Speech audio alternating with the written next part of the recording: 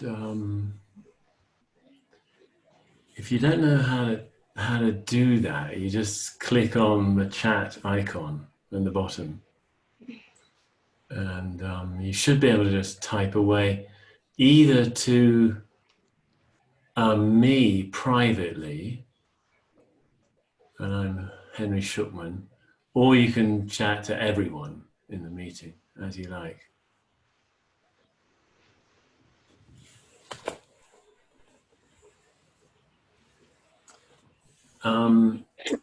Mark, is assuming that chat is enabled for everybody. Is that right? Yes. Right. Okay, I'm gonna. Is there any significance to the length of the sitting sessions? Thank you. Thank you very much for that nice question. I mean, basically, I just heard recently from a friend, a Zen teacher in another tradition, actually. He was talking about some time he spent in a monastery in Japan many years ago, where they would sit every morning from 4 a.m. to 6:30 a.m., 2.5 hours, in a single block of sitting. And the master of the monastery, you know, was in a sort of full lotus. And this, you know, this guy, at first he found it really difficult, but he was sitting in a position where he could see the master. And more and more, you know, during his time there, he'd sneak little glimpses of the master sitting there.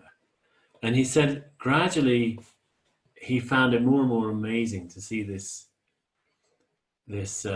deep practitioner just sort of floating there, absolutely still, with what he thought he was seeing as just a utter effortlessness, just floating in the pre-dawn dark and then slightly gathering light, you know, and he felt that he sort of learned to be able to do that.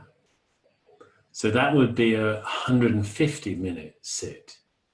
And we do in this lineage, as it currently is, it's had different permutations, but currently, and for at least the last 30, 40 years, I think, it's gone with 25-minute periods and 5 minutes of walking in between them. And you could say, well, you know, is that a bit short? Some people actually find it a bit long, especially when they're starting out. On the whole, it is actually probably on the short side. I don't believe there's any special significance, actually. I think it's simply pragmatic. That, and in two different ways. The first would be that, you know, we could hurt ourselves if we're really sort of forcing ourselves, especially if we're forcing ourselves into variants of the lotus posture, and we have not got really enough hip flexibility. I'm sure Marianne could speak to this better than me, but you know, that it's dangerous, or we can damage ourselves if we overdo it with that kind of you know, forcing the hips to be more open than they're ready to be, basically. And then if the hips aren't open enough, we can damage the knees. You know, they can take more strain than they ought to. So it's a, you know, it's a compassionate measure, really, to have slightly shorter sits as we do, and allow the legs to get a chance to move and the body to move on a fairly regular basis. That's one side of it. Another side of it is that actually we're not really aiming to go into particularly special states of mind while sitting, which are sort of exclusive to sitting. And then we emerge from them and go back to the rest of our troubled life, our unwholesome ways, you know. wholesome ways while sitting, unwholesome while not sitting. That's not the plan at all. And in fact, having this little bit of movement, walking, simple activity, kind of folded into the regular blocks of sitting, it can be significantly helpful in getting more used to sort of bringing the clearer awareness we develop while sitting into ordinary activity, which is very much the plan. And it can help with that. And related to that, there's a kind of sense in which we're wanting to develop our, or increase, expand our awareness in a kind of slightly broader time frame. You know, it's not just the time frame of a single sitting period. It's like initially it's sort of across sitting periods, if you see what I mean. There's a sort of momentum of gathering clarity that isn't restricted to one block of, one piece of sitting, one period of sitting. It's in a slightly different level than what we might cultivate in one period. It's like you start to realize, oh, there's something going on, not just in a period, but among periods, so sets of periods are gradually lightening, clarifying experience that's not dependent on a sit. So that's a very good thing to be becoming aware of. So that's okay. So that's sort of some reflections on the length of the sitting sessions. I mean, I'm sorry, I took that, the word was sitting sessions, and I took that to mean sitting periods. I mean, of course, there's also sitting sessions in terms of now we're doing a 3-day sitting gathering for sitting. And, sometimes we'll do a 7-day, sometimes we'll do as long as we don't do them, but we probably will do 30 days, and then there are 90 days, and then there are half days and 2 days and 1 day. I don't know that they have very special significance. I mean, the 90-day period goes back to Buddha, and even that wasn't really that there's some special value in it being 90 days. It was simply the period of the rainy season in India when they would gather so that they weren't having to be wandering around through the rains in their normal wandering life. I guess so in a way, could we call it just pragmatic, sort of, but that does include how our practice evolves. Yeah, okay. Next one. I have terrible sits bone pain. I'm sorry to hear it. What do you recommend when I have constant pain when sitting?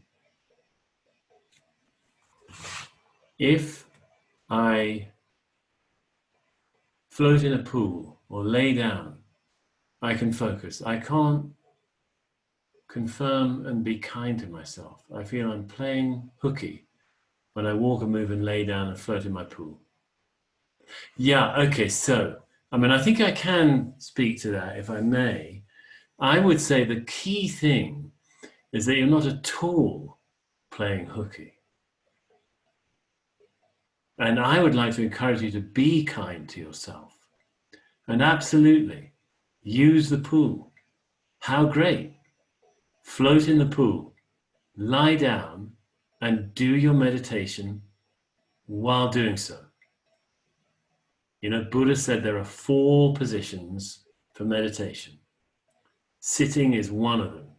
Standing is another. Lying is a third. And walking/activity is the 4th. And all 4 are the 4 postures in which meditation is to be practiced, in which practice is to be done. And we only seem to privilege sitting over the other 3 simply because there are certain advantages when developing awareness, mindful awareness. There are certain advantages to sitting, which is ones I've referenced already today. It's basically about this quality of being able to be relaxed but upright. Upright but relaxed is quite good for developing a relaxed, open, clear awareness. But absolutely, we want to be able to do that while walking, while standing, while lying, and assuredly while floating in a pool. So please tear up any notions of sort of being being wrongly kind to yourself. We don't want those.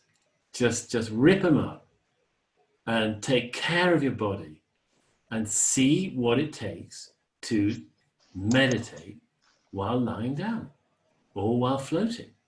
I'd quite like to come afloat, actually.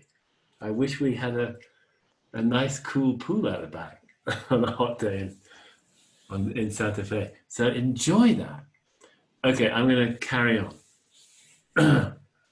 I mean, I think, I don't know that, obviously, I'm just giving you my response to this. And there might be other teachers who would give a very different one, but that's Henry's. Okay. Ding, ding, ding, ding, ding. I'm just sort of, actually quickly perusing one, just in case it's a little private.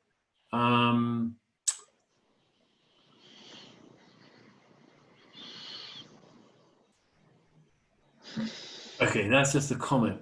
The practice can make us, I mean, I think we're hearing it so clearly in Valerie's Tay shows, and including the one today, that, this, in the end, is this compassion, I mean, is this practice about something other than compassion?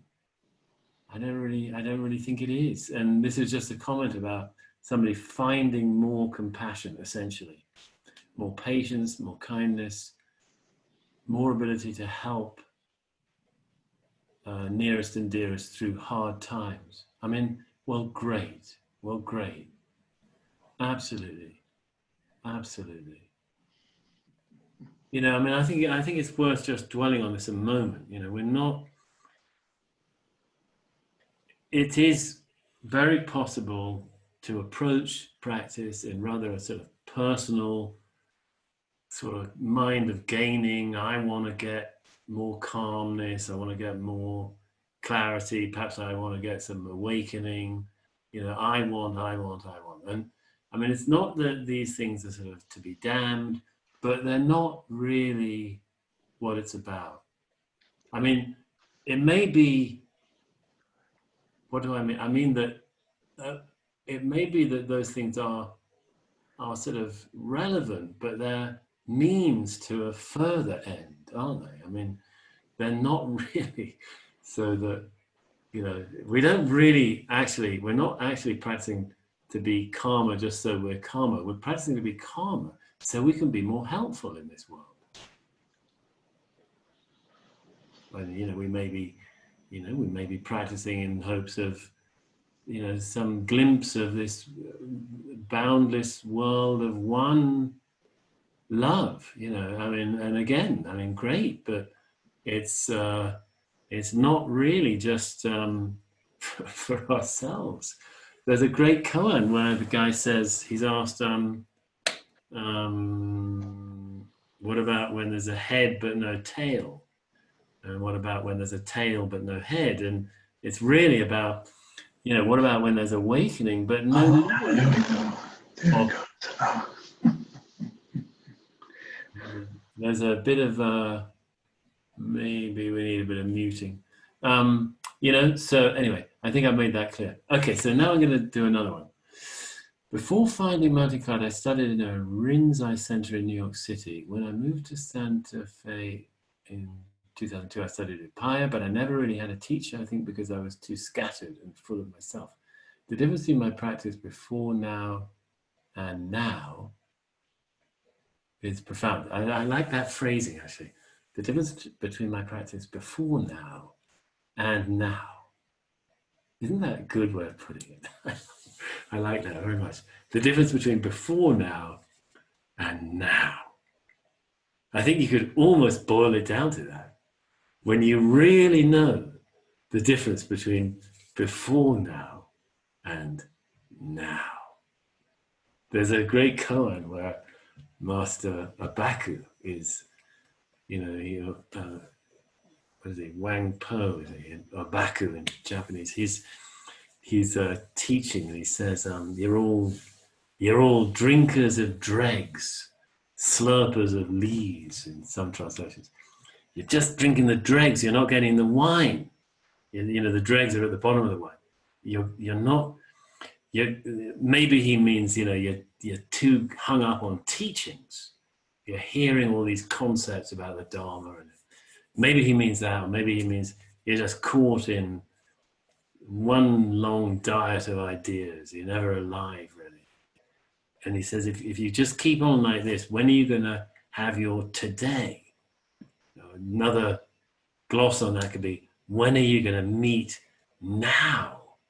When are you going to find now? When we really find now, we can't really find it in some sense until we're actually out of the way. The only way to really meet now is to be gone. And then now is what we are. Instead of one who thinks they know stuff, that just goes, and then now arises. Now is all, now appears. That's when we meet now. And it goes on forever. Okay, so I'm just looking at another one. I would like very much to become a student. Could you let me know could you let me know what I need to do to ask for that honor? Yeah, so no, I mean, it's a question about becoming a student. Well, that's I think there's a little bit on the website, actually, you could check out about that and then see where that takes you. What is the antidote to dreaminess, shifting frequently into daydreaming and losing open awareness? I'm a little bit, yes, thanks, it's a great question. And I'm a little bit sort of intrigued, sort of caught, or, just kind of it just stands out to me, the word antidote. What is the antidote to dreaminess? Shifting frequently into daydreaming and losing open awareness. Well, I don't know. I mean, I think if we're really practicing open awareness, do we need to have an antidote to something that's arising? I'm not sure we can really count it as open awareness if we're saying this state, namely dreaminess, is not welcome. I'm not sure how open we could call it if we're saying, I wish to banish dreaminess. So let me just make that observation. Do we need an antidote? I mean, the thing is, if we need an antidote, if we're looking for an antidote, we are surely saying this phenomenon is not good and not welcome. Aren't we? I mean, it would seem to me that we are. Forgive me if I'm getting this wrong. So what's the antidote to antidotes? How do we not seek an antidote? How do we truly be open? Well, I'm telling you, this whole practice, I said it earlier on, if there's something pulling us away from now as it is, and that would include saying now as it is not okay. If there's something doing that, that is what we have to welcome. If we're truly practicing open awareness, and by the way, that's not actually the only practice in the Zen tradition, but let's say that's the one we're trying to do. Open presence, choiceless awareness. It is as it is. If we're doing that, then when we have an inclination that well, I want to do that, and this is getting in the way, we're wrong. This, whatever it is not getting in the way. This, whatever it is, needs to be welcomed.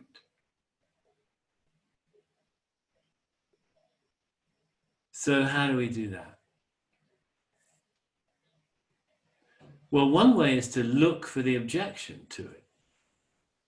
In other words, to find the aversion and welcome that. And then you get the domino effect. Once you can welcome aversion, whatever the aversion was averse to also gets welcomed. And then we find this strange thing that sometimes we can be in a certain state of mind that seems, yeah, say dreamy or drifty, as in not very attentive. And by actually turning towards it and opening to it, it can just all by itself sort of, it'll move us into a different state of mind where suddenly we're very clear, very aware, but in a way that we didn't expect to be. In other words, there are many ways of being present, not only the ones we think we know. It's a journey. It's always a journey into the unknown, basically. It's always the final frontier. We're always going where we do not know. And as long as we're knowing how it can be, should be, needs to be, or just can be, it's not really quite the leading edge of practice. Okay, so,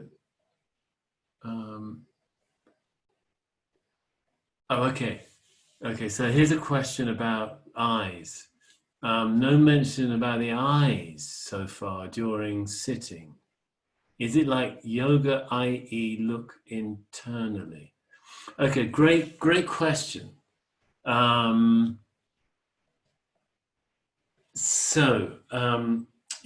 okay. I guess I just never touched on them so far today. I apologize. I mean, a lot of people here sort of have heard me talking about eyes quite a lot. So let me go over it again. I mean, the typical Zen way is eyes open, gaze lowered to about 45 degrees.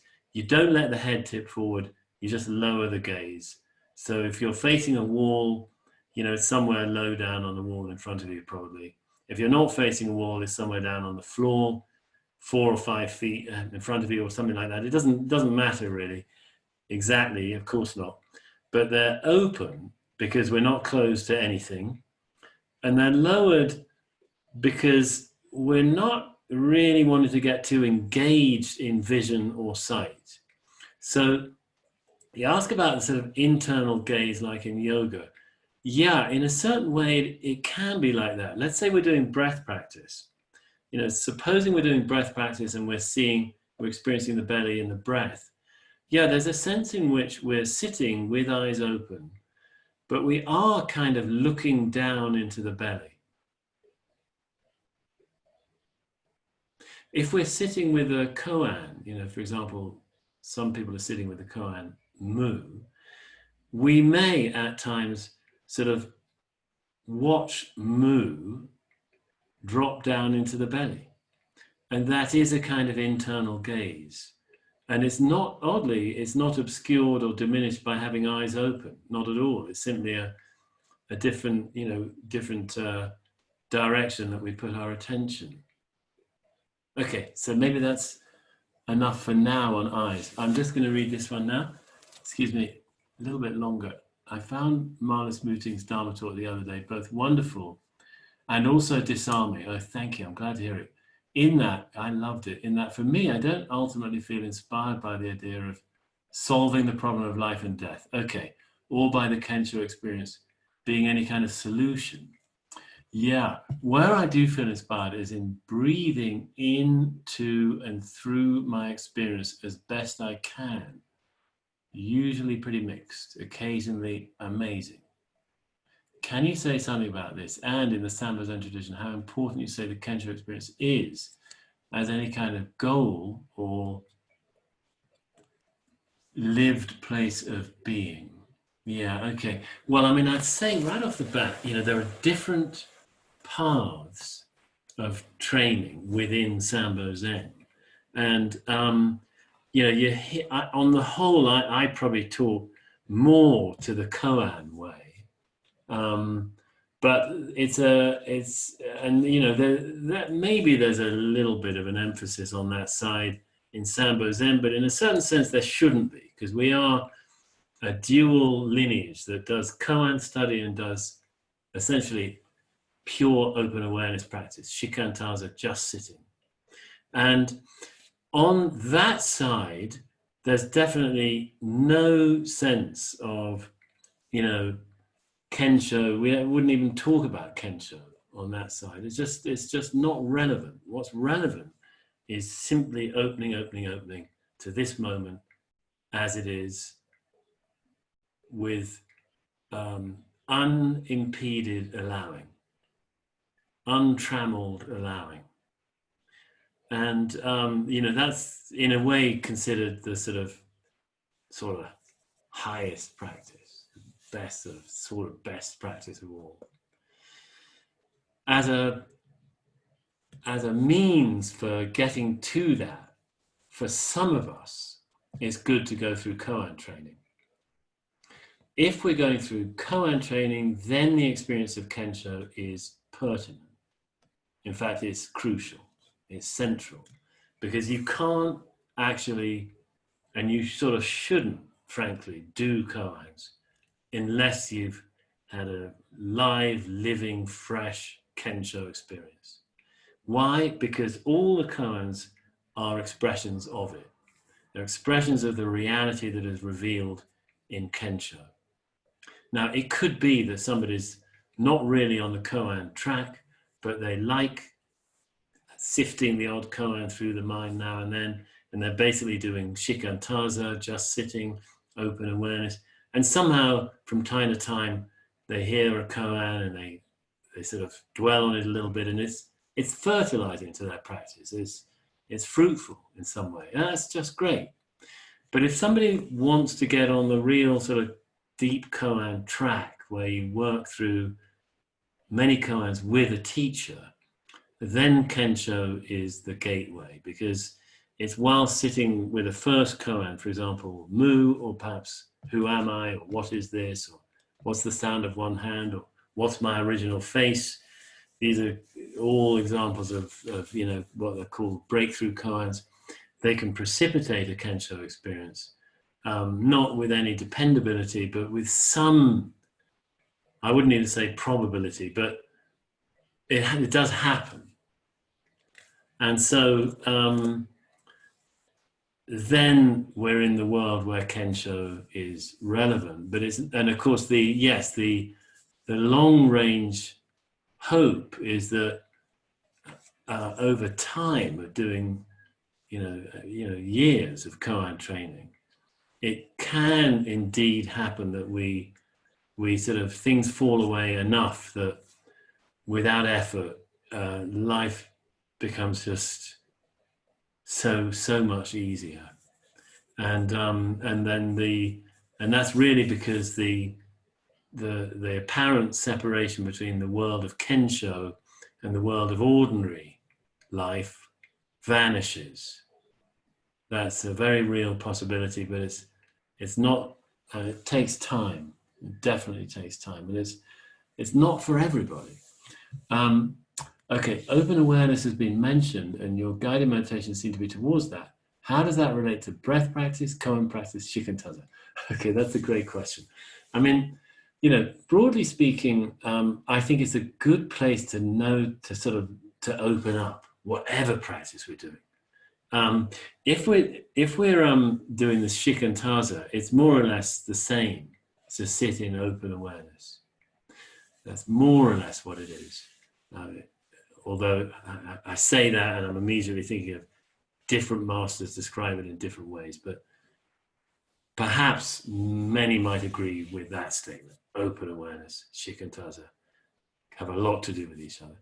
But actually, open awareness And to be able to settle and let this moment be as it is, seems to me, is a tremendous help if you want to do breath practice, and a tremendous help if you want to do koan practice.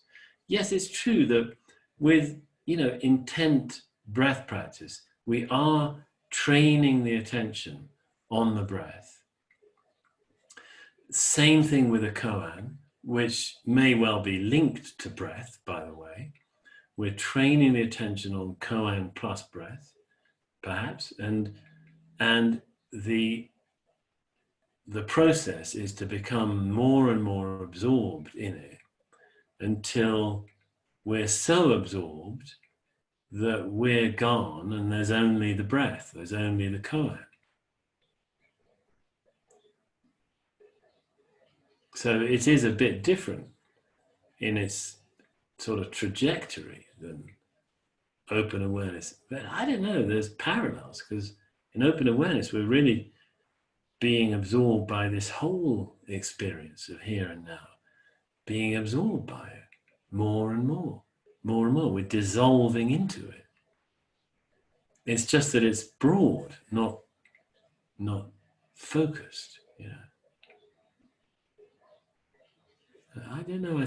My hunch is that it's maybe healthy to have some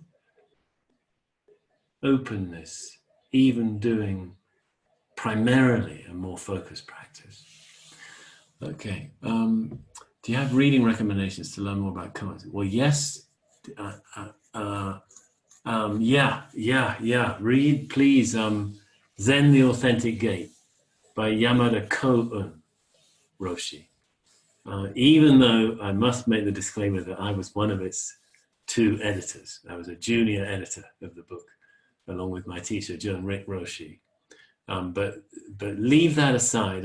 It's not really a piece of self-promotion. It's a great book by Yamada Koan on the map of koan training and other things. And thanks for the comment, by the way, about the waking up app stuff. That's great.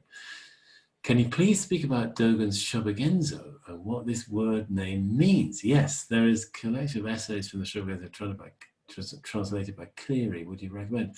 Yeah, okay. So Dogen, he was this great monk, master, teacher, and sort of poet and writer and philosopher.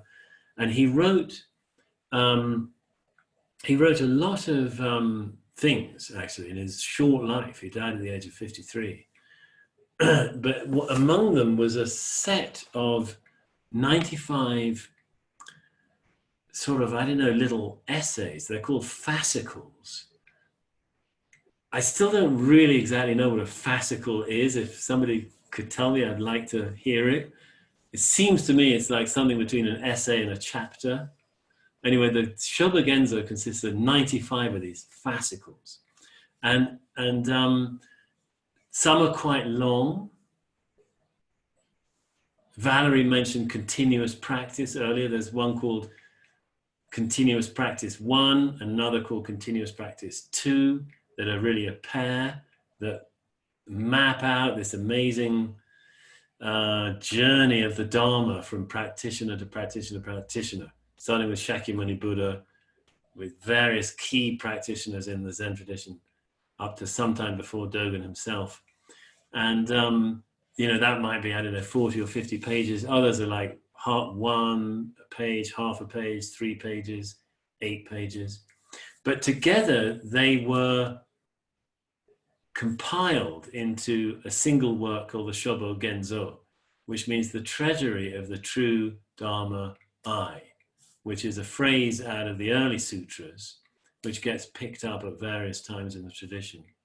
Shobogenzo, sort of true treasury of the eye of Dharma, or something like that. Usually translated the treasury of the true Dharma eye, the clear seeing, treasury of clear seeing, or something like that. And so that's one of his key works. And a good translation, there's a very nice translation, I think, by Kaz Tanahashi, with other collaborators, which has come out as a single volume now. It was in various pieces previously. If you don't want that entire thing, there's a really nice, you know, a little bit more selected collection called Moon in a Dewdrop that Kaz Tanahashi did probably 20, 30 years ago, maybe in the early 90s. It's a wonderful book, and it's got a fascinating glossary. So that's what I recommend as a starting place, because it's a bit overwhelming, I think, if you get the entire thing. I would say start with Moon in a Dewdrop. Absolutely lovely. Okay. While sitting, there was an experience of nothing. I looked for Moo, but couldn't find it. It wasn't sleep. It wasn't a state of clarity. I welcomed it with curiosity, but wonder if, and it ends there. I think it ends there. Yes, it does. Okay. Nothing. Nothing. I mean, it could be there's a quality of samadhi where there's just sort of nothing. And we don't sort of, I mean, you say, I looked for Moo. So, I mean, there is a question of, well, who was looking for Moo? And then it wasn't sleep, it wasn't a state of clarity. I welcomed it with curiosity. Well, I think that's the right thing to do. But, you know, there's obviously there's still some welcomer there. No problem. No problem. Good. That's just, you know, dropping deeper, definitely. Samadhi. Beautiful. But we just keep going. Fascicle is a separately published installment of a book or other printed work. Thank you. Somebody must have looked that up. That sounds like a dictionary definition. I'm grateful for that. And also, fascicle can also mean a bundle of structures, a fascicle of nerve structures, etc. Okay, great. So that makes sense. Like it's a sort of a bundle of stuff. They're sort of, in the case of the published work, they're sort of separately published installments of a book. So they're kind of separate but gathered together. Yeah, nice. Thank you very much. And the fascicle, a sort of bundle of nerve fibers or conducting vessels in plants. Okay, great. Yeah, I think that's parallel with that, right? They're sort of semi-separate but gathered together kind of thing. Okay. Well, now we all know what a fascicle is. Great. Well, maybe we're a bit like fascicles sitting together. We're all, you know, semi-separate in our little rooms around the world, but we're actually bundled together into one great treasury of true Dharma as we all sit together. And actually, as we sit, the fascicle-ness dissolves and we all become more single body.